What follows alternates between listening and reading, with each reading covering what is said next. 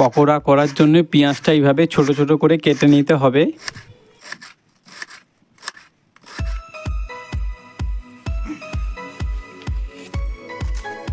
ধনে পাতাকেও ছোট ছোট করে কেটে নিতে হবে।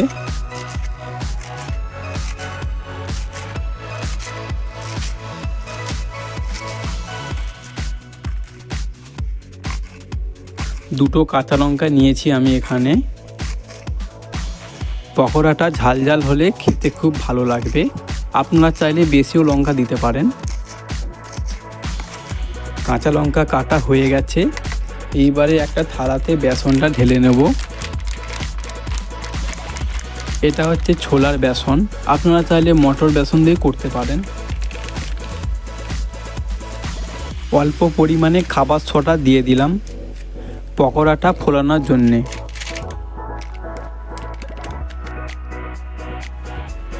পরিমাণ মতো লবণ দিয়ে দিলাম।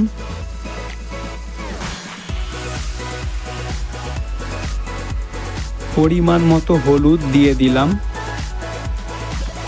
পেঁয়াজ কুচি, ধনে পাতা কুচি আর কাঁচা লঙ্কা কুচি একসঙ্গে দিয়ে দিলাম। একসঙ্গে সুন্দর করে এইভাবে মাখিয়ে নিতে হবে। অল্প অল্প জল দিয়ে এইভাবে মাখিয়ে নিতে হবে।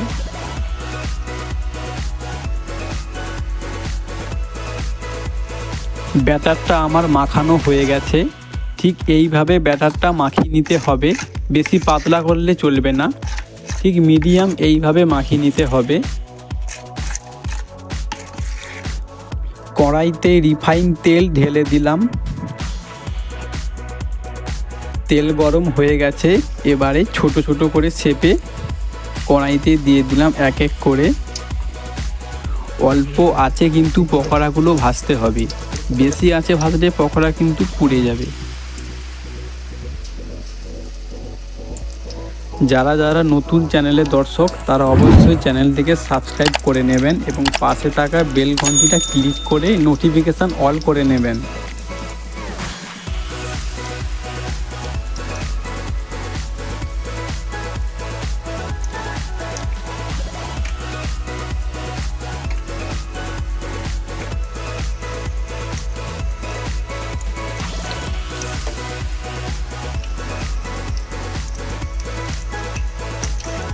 পকোড়াগুলো এইভাবে উল্টে পাল্টে ভেজে নিতে হবে।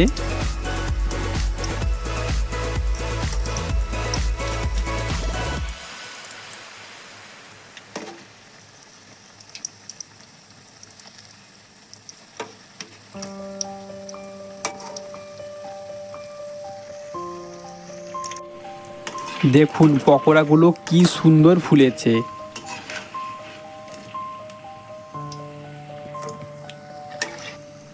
পকোড়াগুলো দেখলেই কিন্তু জিভে জল চলে আসবে।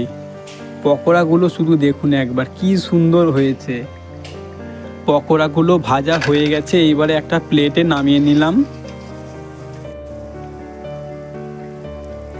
এই শীতের সময় গরম গরম পকোড়া খেলে বন্ধুরা ঠান্ডাই আর লাগবে না। পকোড়াগুলোকে ঠিক এইভাবে লাল লাল করে ভেজে নিতে হবে, তাহলে পকোড়াগুলো মুচমুচে হবে।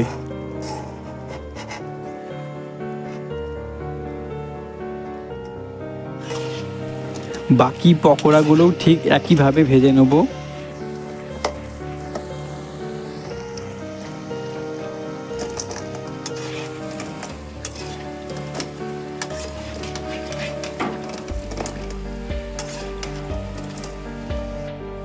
পকোড়াগুলো ভাজা হয়ে গেছে, এবারে প্লেটে নামিয়ে নেব।